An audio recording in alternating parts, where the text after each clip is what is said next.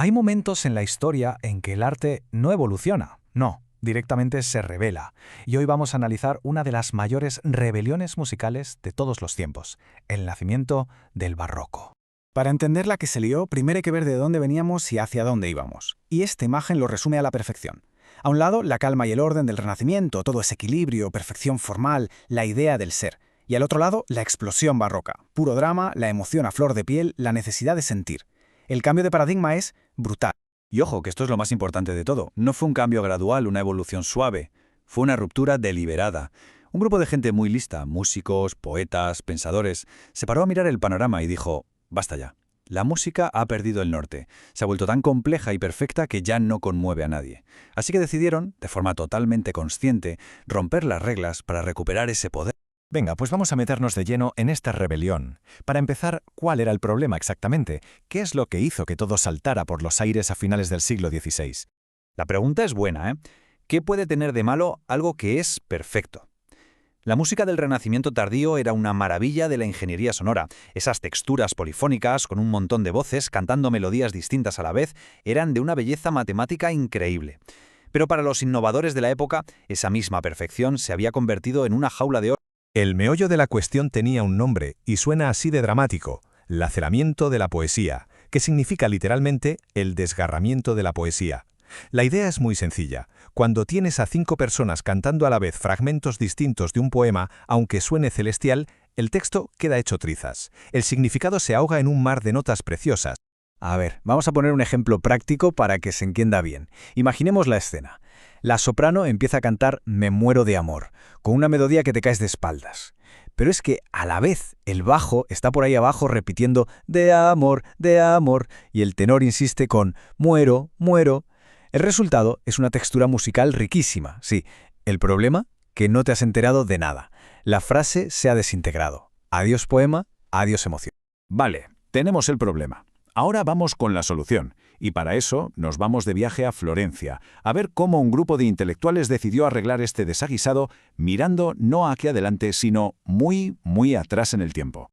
Y aquí entran en escena nuestros protagonistas, la Camerata Florentina. Pero cuidado, no nos imaginemos una institución académica. Era más bien un club de debate, un think tank de la época, que se juntaba en el palacio del conde Giovanni de Bardi para charlar, experimentar y, básicamente, reinventar la música desde cero. Y la gente que se juntaba ahí era un equipazo.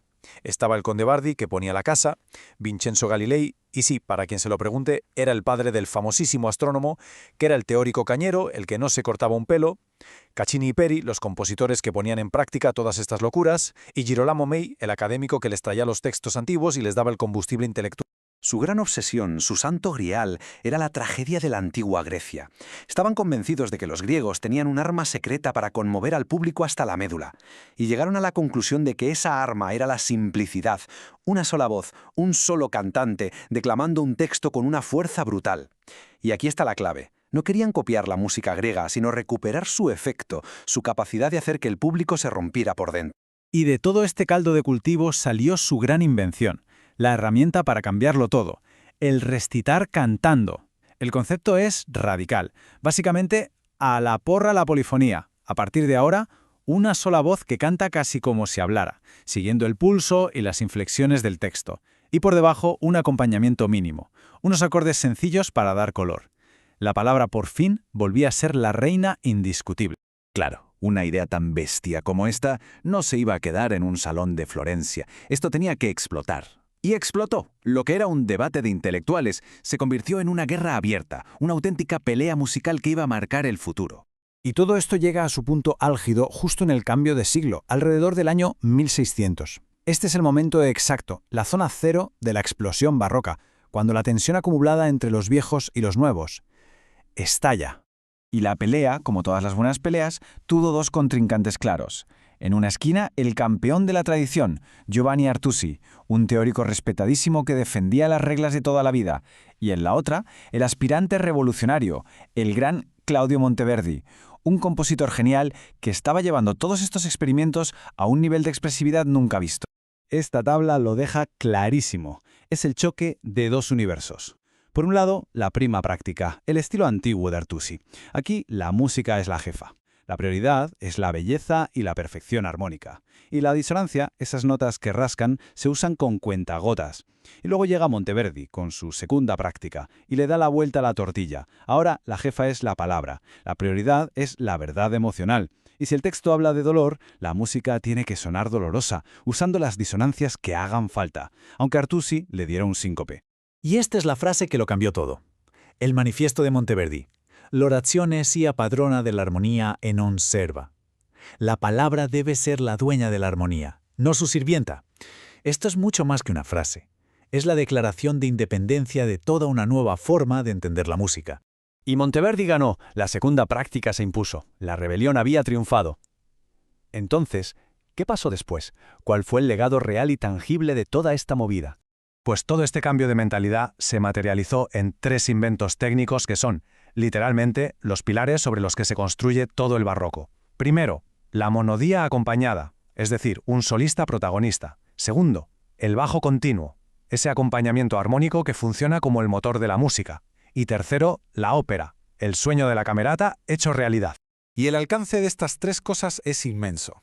De la monodía acompañada nace directamente el concierto para solista que todos conocemos, el de Vivaldi y Bach. El bajo continuo se convierte en la base armónica de casi toda la música de los siguientes 150 años. ¿Y la ópera? Bueno, la ópera se convierte en el gran espectáculo que une música, poesía y teatro, el cumplimiento de la profecía de aquellos visionarios de Florencia. Al final, si lo pensamos bien, todo se reduce a una imagen muy potente. Esa figura tan barroca del héroe individual, del virtuoso que se enfrenta al mundo con su instrumento o su voz, esa figura nace aquí. Nace de la decisión de poner la emoción de una sola persona, su drama, su alegría, su dolor, en el centro de todo, por encima de la perfección y de cualquier regla. Y claro, esta historia nos deja con una última reflexión. Porque este ciclo de romper las reglas para buscar una expresión más honesta y directa no es algo que pasara solo en el 1600. Es el motor del arte. Así que la pregunta queda en el aire. ¿Qué reglas se están rompiendo hoy? ¿Contra qué tipo de perfección se está revelando el arte ahora mismo para buscar una nueva verdad emocional?